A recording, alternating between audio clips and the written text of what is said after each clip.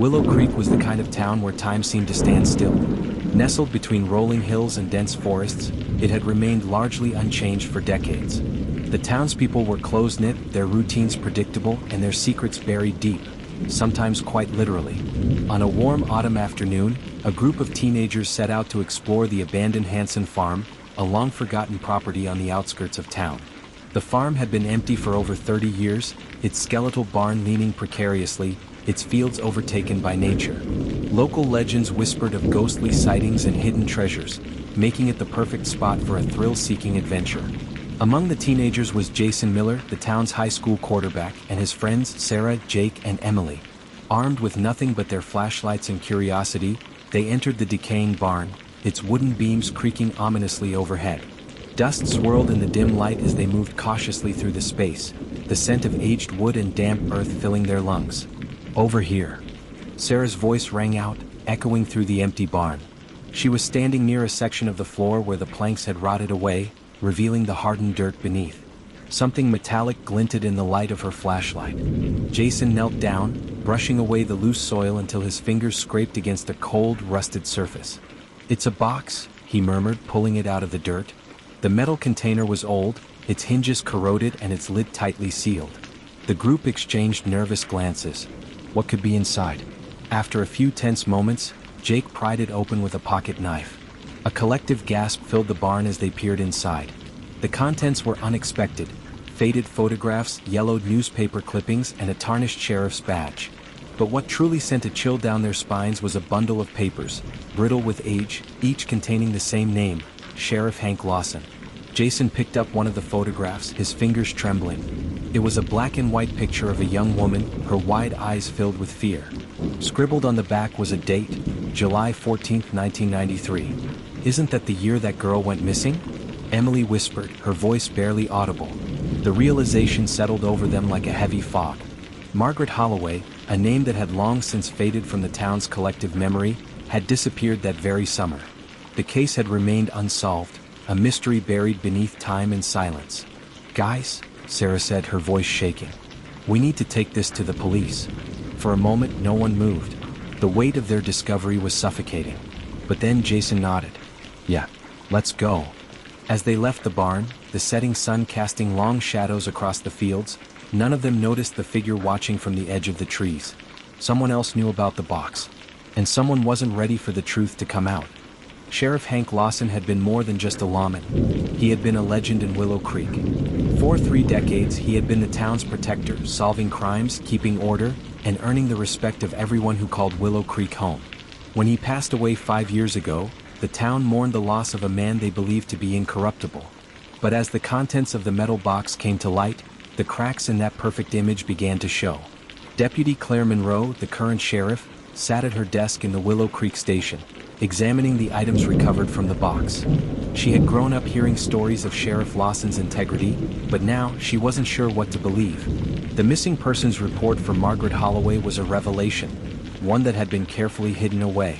She flipped through the documents, her brow furrowing. Some of the original investigation files were missing. Witness statements had been altered. Reports had been closed prematurely. It was a cover-up, and Lawson had orchestrated it. But why? Margaret Holloway had been a 19-year-old waitress at the town's only diner. She was well-liked, described as kind and hardworking. According to the records, she had left work one night and was never seen again. Lawson had led the investigation, eventually concluding that she had run away. But the photograph in the box suggested something far more sinister. The fear in her eyes was undeniable. Monroe exhaled slowly, her mind racing. If Sheriff Lawson had been involved in her disappearance, who else knew? Who had helped him? Before she could dwell on it further, a knock at the door interrupted her thoughts. It was Margaret Holloway's brother, Thomas. "I heard," he said, his voice heavy with emotion. "After all these years, someone finally found something." Monroe gestured for him to sit. "We're reopening the case, Thomas." He swallowed hard, his hands clenching into fists. "I never believed she just ran away. Lawson shut me down every time I asked questions.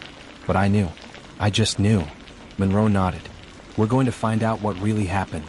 Just then, a deputy rushed into the office, his face pale. "Sheriff, you need to see this."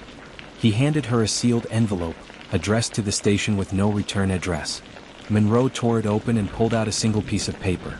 Written in shaky handwriting was a chilling message. "You don't know what you've uncovered. Stop now or face the consequences." Monroe's blood ran cold. Someone was watching. Someone still wanted this secret buried. She looked at Thomas, her resolve hardening. "We're closer than ever. And now someone's scared." She turned back to her deputy. "I want patrols doubled. And get me everything we have on Lawson's old deputies. Someone in this town knows more than they're letting on." Outside, the wind howled through the trees. And in the darkness, someone was watching, waiting for their next move. With the evidence mounting and new threats emerging, Monroe knew one thing for sure. This case was far from over. She began digging through Lawson's old case files, searching for anything that might explain why he would go to such lengths to cover up Margaret Holloway's disappearance. As she pored over the records, a disturbing pattern emerged. Other missing persons cases abruptly closed, reports with gaps that made no sense. The deeper she looked, the clearer it became. Margaret wasn't the only one. Then late one evening, a breakthrough. An old witness statement from a former deputy, scribbled in the margins of a report, caught her attention. It mentioned a cabin deep in the woods, a place Lawson used frequently for off-the-books business. Monroe's pulse quickened. If Lawson had been hiding something, that cabin could hold the answers. She grabbed her coat and radioed her deputy. "Meet me at the old fire road. We're going up to the cabin." As she stepped outside, the night was unnervingly silent. A rustling sound. Footsteps behind her. Before she could react, a figure emerged from the shadows, a voice hissing in the darkness.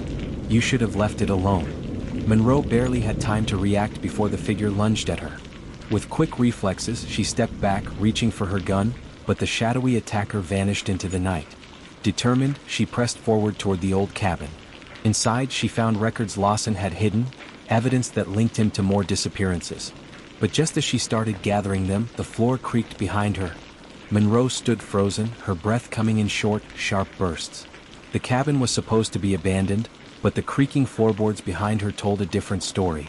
She turned swiftly, gun raised, but the room was empty, at least at first glance. Then a faint shuffling came from the shadows. Before she could react, a figure lunged, knocking the weapon from her grip. The struggle was brief but brutal. Monroe fought with everything she had, landing a sharp elbow to her attacker's ribs. A grunt of pain echoed in the dimly lit cabin before the figure retreated, vanishing into the night. She grabbed her flashlight, scanning the cabin's interior. Then she saw it, a trapdoor in the floor slightly ajar. Her heart pounded. Bracing herself, she pulled it open, revealing a narrow staircase leading down into darkness.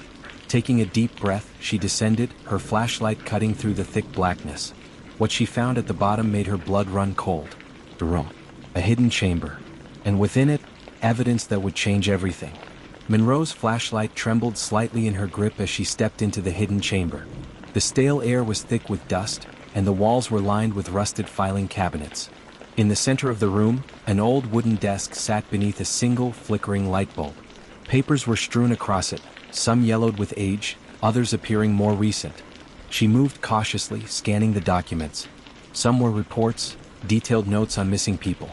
Others were signed orders, all bearing the name Sheriff Hank Lawson. But the most disturbing discovery was a collection of cassette tapes stacked neatly in a wooden crate. Each was labeled with a date and a name. With trembling fingers, Monroe picked one up and inserted it into a nearby recorder. The static crackled before a deep, gruff voice filled the room. It was Lawson. July 14, 1993. Margaret Holloway has become a liability. She asked too many questions about what goes on in these woods. I had no choice. Monroe's stomach twisted. This was it. A confession. But what had he done to her? Suddenly, a noise echoed from above. Footsteps. Heavy, deliberate. Someone else was here. She turned off the recorder, drawing her gun as she crept toward the staircase. As she reached the top, a shadow loomed in the doorway.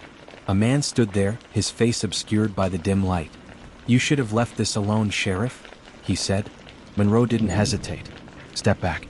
Hands where I can see them." The man chuckled, stepping closer, revealing a face she recognized. Deputy Frank Higgins. One of Lawson's most trusted men. "You think you're going to bring all this into the light?" Higgins sneered. "You have no idea how deep this goes." Monroe's grip tightened on her weapon. "I know enough. You were part of this, weren't you?" Higgins sighed, shaking his head. "You really think Lawson did all this alone?" He took another step forward. "There's more, Sheriff. So much more." A distant siren wailed outside as backup arrived. Higgins took one last look at Monroe before bolting for the door, but she was faster. A single shot rang out, striking his leg and sending him sprawling to the floor. As deputies stormed in, Monroe exhaled sharply. It was over. Higgins was in custody. The tapes would reveal the truth. And after 30 years, Margaret Holloway, and so many others, would finally have justice. The revelations rocked Willow Creek.